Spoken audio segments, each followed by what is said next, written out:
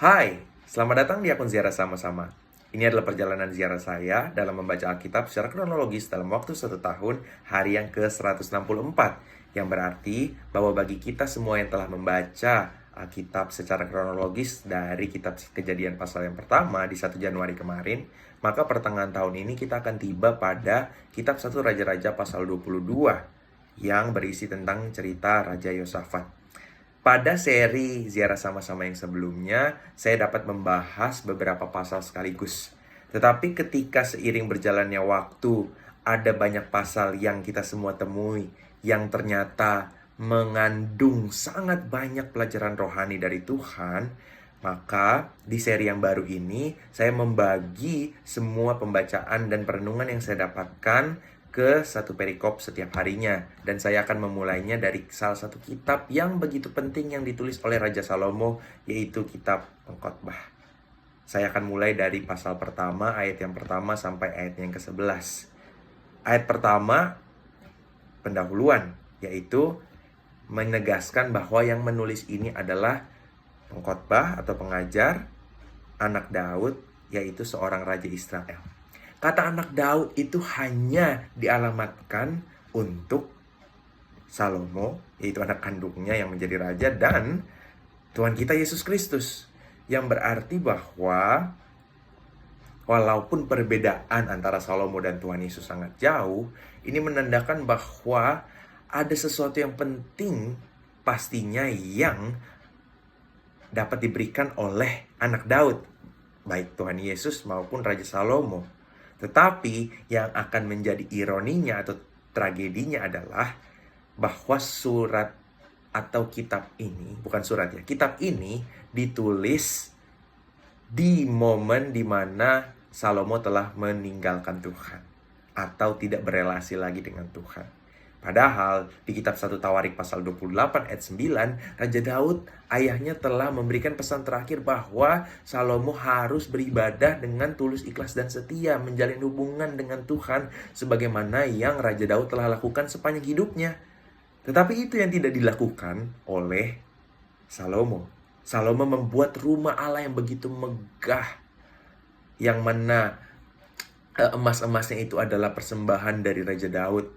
Persembahan yang paling mahal di muka bumi ini secara materi yang dapat diberikan manusia kepada Tuhan.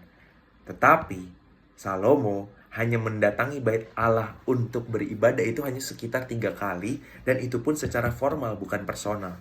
Bandingkan dengan Raja Daud yang walaupun saat itu sedang dalam kondisi sulit, harus berperang, harus bertahan, harus mengekspan kekuasaannya, tetapi di tenda yang dia dirikan khusus di dekat rumahnya, di mana dia menaruh tabut perjanjian, dia sering sekali datang ke situ. Kita bisa melihat di berbagai mazmurnya bahwa dia rindu datang ke rumah Tuhan. Kenapa dia rindu datang ke rumah Tuhan? Karena dia meluangkan waktu untuk terus-menerus datang ke rumah Tuhan, menari bagi Tuhan, cerita kepada Tuhan, berdoa kepada Tuhan. Segala sesuatu dia lakukan secara personal dengan Tuhan sebagai prioritas hidupnya, dan ini yang tidak tersambung di kehidupan Salomo.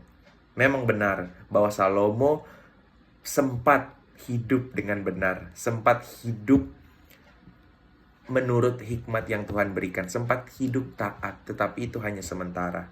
Kita bisa mendapatkan begitu banyak berkat dari kitab yang pertama, yaitu kitab Kidung Agung.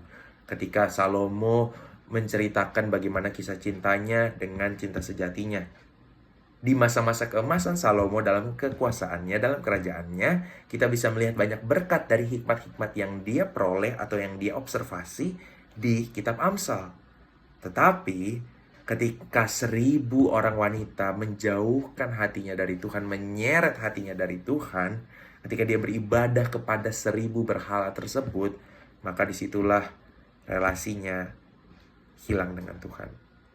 Ya, kemungkinan besar Tuhan meninggalkannya, sehingga tulisan-tulisan hikmat yang ada pada kitab Pengkhotbah, meskipun kita tahu bahwa segala tulisan diilhamkan oleh Allah Roh Kudus kepada para penulis Alkitab, kita tahu bahwa nada-nada dari yang diucapkan oleh Salomo, pesan-pesan yang diberikan, tidak akan lengkap jika kita tidak mengenal perjanjian baru.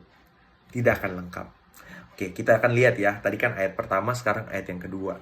Salomo menyimpulkan satu kitabnya dengan menulis kesia-siaan belaka. Segala sesuatu adalah sia-sia. Pertanyaannya, apakah iya? Apakah iya seperti itu? Kalau misalnya saya mau berefleksi, saya akan diingatkan Tuhan tentang 1 Korintus 15 ayat 10 yang menyatakan bahwa ada yang tidak sia-sia, yaitu kasih karunia yang dianugerahkan Allah kepadaku, kata Rasul Paulus. Tidak ada yang sia-sia dari anugerah Allah. Itu yang saya refleksikan, itu yang saya dapatkan, bahwa segala sesuatu adalah kesia-siaan merupakan sebuah kalimat yang hanya dapat diucapkan oleh orang-orang yang tidak mau mengenal Tuhan. Karena ada loh yang tidak sia-sia, yaitu kasih karunia Allah yang dianugerahkan Allah kepada diri saya. Dan saya harapkan juga kepada diri dari semua yang menonton. Lanjut ke ayat yang ketiga. Salomo berkata begini, apakah gunanya manusia berusaha dengan jerih payah di bawah matahari? Kita perlu ingat bahwa sebelum Nuh, manusia diceritakan oleh kitab Kejadian bahwa mereka berjerih lelah untuk mengusahakan tanah. Mungkin Salomo melihat berbagai realita ini di rakyatnya, atau mungkin ketika dia mendengar cerita dari raja-raja atau ratu-ratu dari kerajaan lain yang datang. Mereka mungkin cerita kalau di negara mereka masih banyak orang yang susah bekerja atau menghasilkan harta dalam jumlah tertentu, atau menghasilkan jumlah emas tertentu. Itu bukan pekerjaan yang mudah, perlu keringat, perlu kerja keras. Tetapi entah kenapa saya diingatkan dari Roma 8 ayat 28, bahwa ketika seseorang dikasihi Allah dan kemudian merespon dengan mengasihi Allah, maka dalam kehidupan orang yang mengasihi Allah ini, Allah turut bekerja dalam segala sesuatu untuk mendatangkan kebaikan. Jadi, ya ada gunanya manusia berjerih lelah, manusia yang mengenal Tuhan, manusia yang dicintai dan mencintai Tuhan. Karena segala sesuatu akan diarahkan oleh Allah menuju atau untuk mendatangkan kebaikan. Tentu dalam perspektifnya Tuhan ya. Jadi, apakah gunanya manusia berusaha dengan jerih payah? Ya ada gunanya, karena semua yang dikerjakan oleh orang yang mengasihi Allah akan diarahkan untuk mendatangkan kebaikan. Wah, ini sangat powerful buat saya. Oke, ayat yang keempat.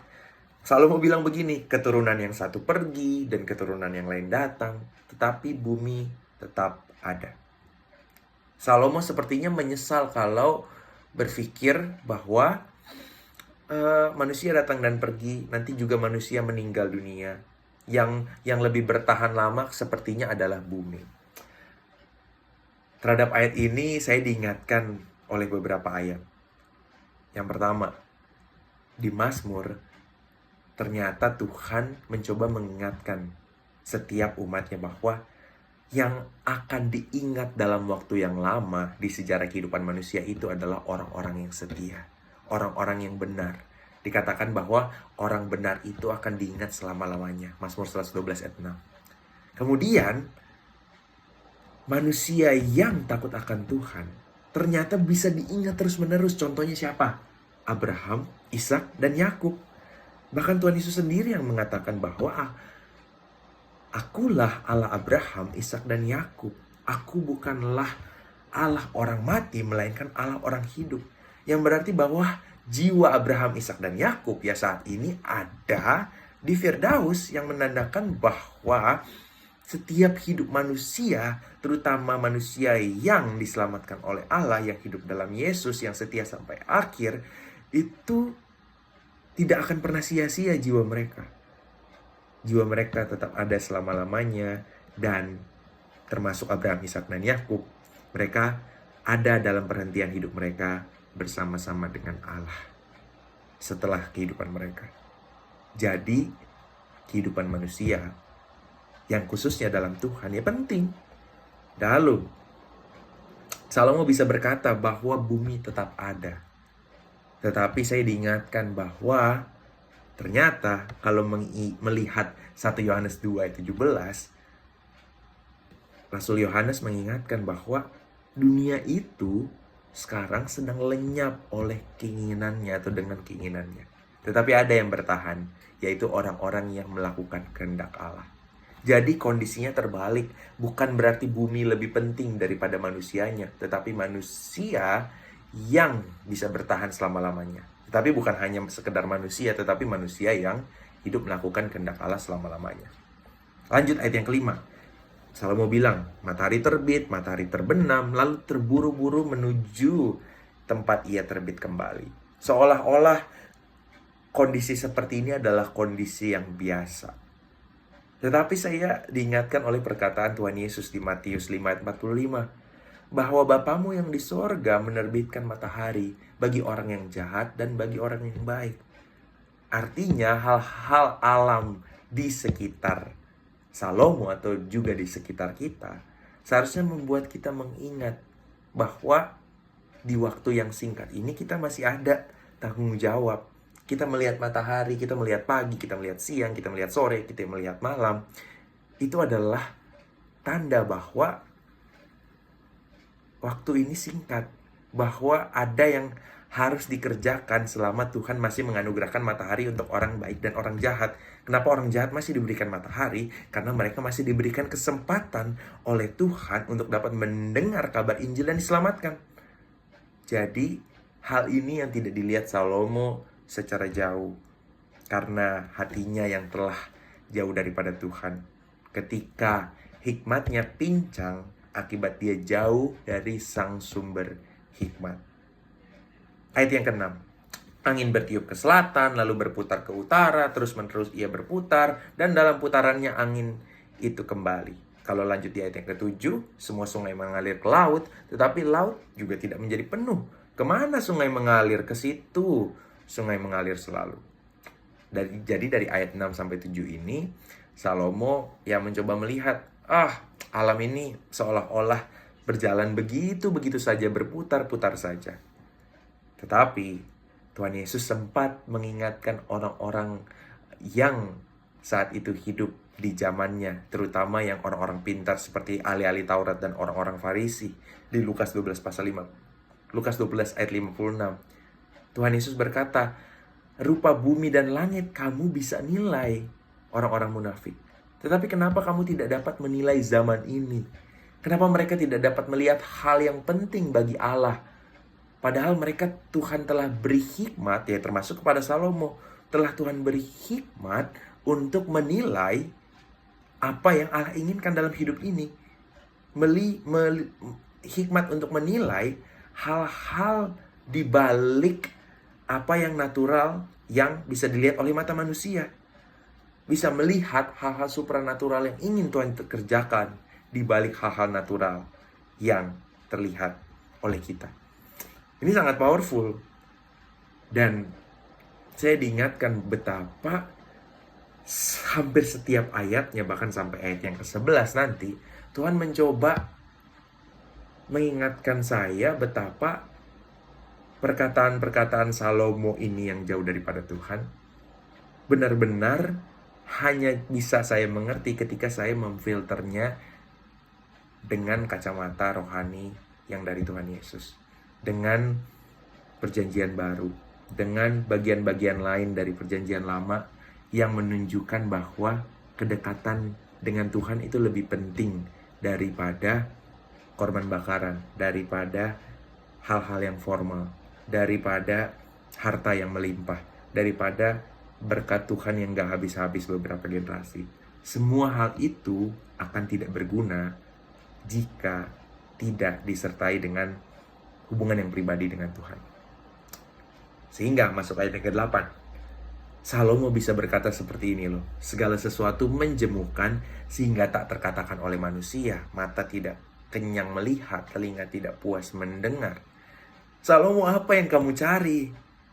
Atau saya bertanya begini, Salomo, apakah tidak ada lagi yang bisa kamu kerjakan? Saya rasa Salomo ini telah tenggelam pada zona nyamannya yang sangat berbahaya.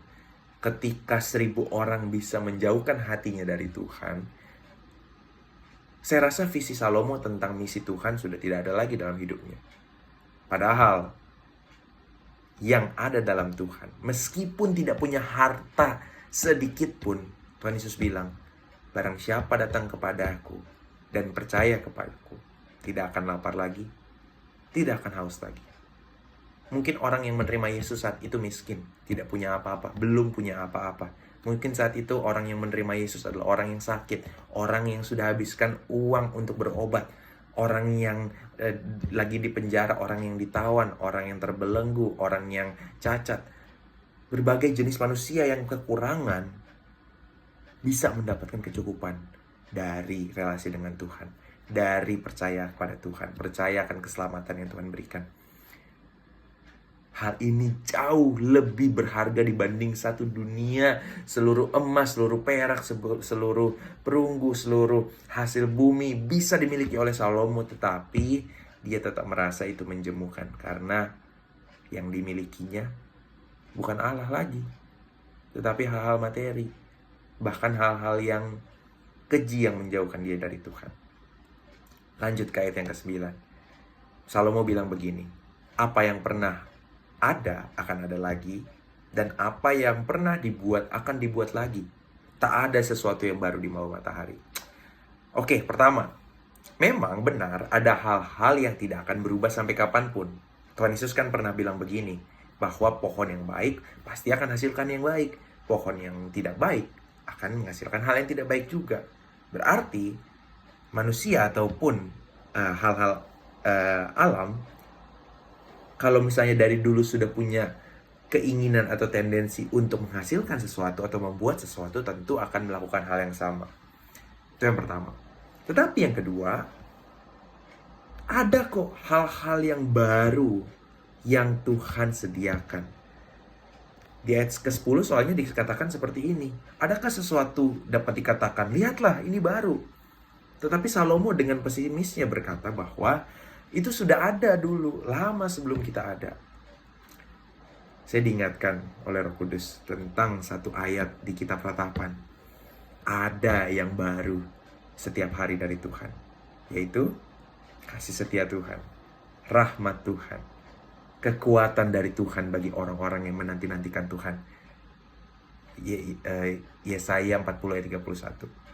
Ada kekuatan dari Tuhan setiap hari, ada kasih setia yang baru, ada rahmat yang baru. Tentu secara manusiawi kita bisa mengatakan bahwa hal teknologi, kemajuan zaman, mungkin semua itu hal yang baru. Tetapi ada hal baru yang supranatural yang tidak akan bisa di copy paste oleh apapun di dunia ini. Yaitu 3 hal tadi. Kasih setia Tuhan, rahmat Tuhan, dan kekuatan dari Tuhan. Semua itu bisa dialirkan setiap hari secara baru yang Salomo tidak rasakan. Karena dia mencari kepuasannya dari menyembah Allah lain, dari berhubungan dengan banyak orang, dari hatinya yang mendua dari Tuhan. Ini ayat 9 sampai ayat yang ke-10 yang saya coba lihat tetapi dari kacamatanya Tuhan Yesus. Dan masuk kepada ayat yang terakhir. Salomo bisa bahkan berkata seperti ini, kenang-kenangan dari masa lampau tidak ada, dan dari masa depan yang masih akan datang pun tidak akan ada. Dia merasa bahwa kenangan itu sia-sia karena pada akhirnya orang akan dilupakan selama beberapa generasi ke depan atau beberapa ratus tahun ke depan. Tetapi kalau misalnya mau coba memakai lagi kacamata dari Tuhan Yesus, ternyata Tuhan sudah mengingatkan dari zamannya Raja Daud bahwa selalu ada kenangan atau hal-hal dari generasi-generasi sebelumnya yang harus diteruskan, yang worth it untuk diteruskan selama-lamanya. Mazmur 78 ayat 3, 4, 6, dan 7 berkata seperti ini. Yang telah kami dengar dan yang kami ketahui dan yang diceritakan kepada kami oleh nenek moyang kami tidak akan sembunyikan kepada anak-anak mereka. Tetapi kami akan ceritakan kepada angkatan-angkatan yang kemudian. Yaitu apa? Puji-pujian kepada Tuhan dan kekuatannya dan perbuatan-perbuatan yang ajaib yang telah dilakukannya. Supaya apa? Supaya dikenal oleh angkatan yang kemudian. Supaya anak-anak yang akan lahir kelak bangun dan menceritakan kepada anak-anak mereka. Lanjut tuh. Supaya mereka menaruh kepercayaan kepada Allah dan tidak melupakan perbuatan-perbuatan Allah, tetapi memegang perintah-perintahnya.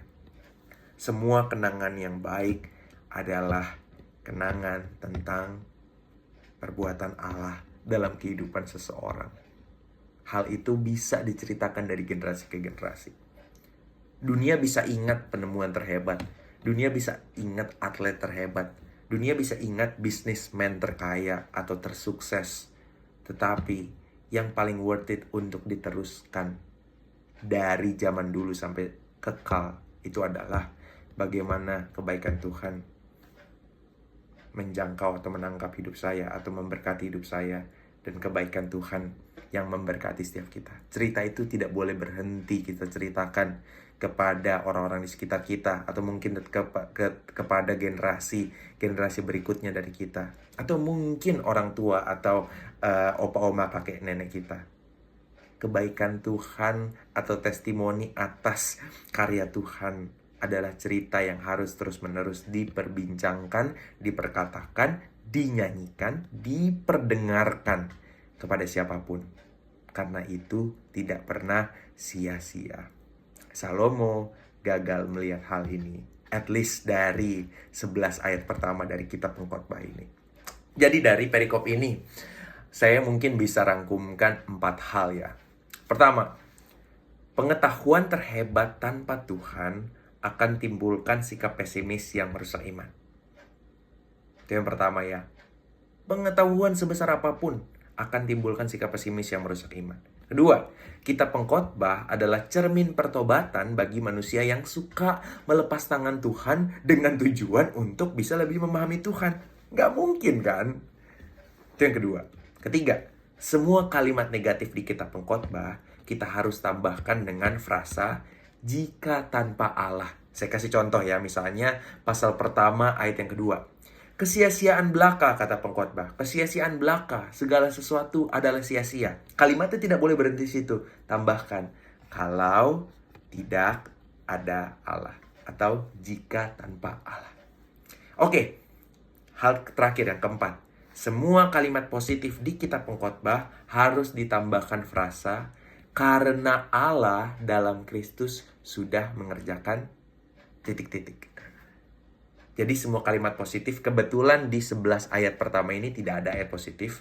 Tetapi nanti ketika membaca atau memahami atau belajar atau merenungkan kitab Pengkhotbah di pasal-pasal berikutnya, ketika ada ayat positif yang kita dapat, kita harus tambahkan frasa karena Allah dalam Kristus sudah mengerjakan misalnya pertobatan, keselamatan, pengampunan, pendamaian, kekuatan. Kita tambahkan hal-hal yang relate atau yang terkait dengan kalimat positif tersebut. Kira-kira 4 hal ini yang bisa saya bagikan, termasuk dengan pelajaran-pelajaran rohani dari Tuhan yang saya dapatkan selama saya membaca di 11 ayat ini. Kiranya renungan model yang terbaru ini bisa memberkati setiap kita. Tuhan Yesus memberkati.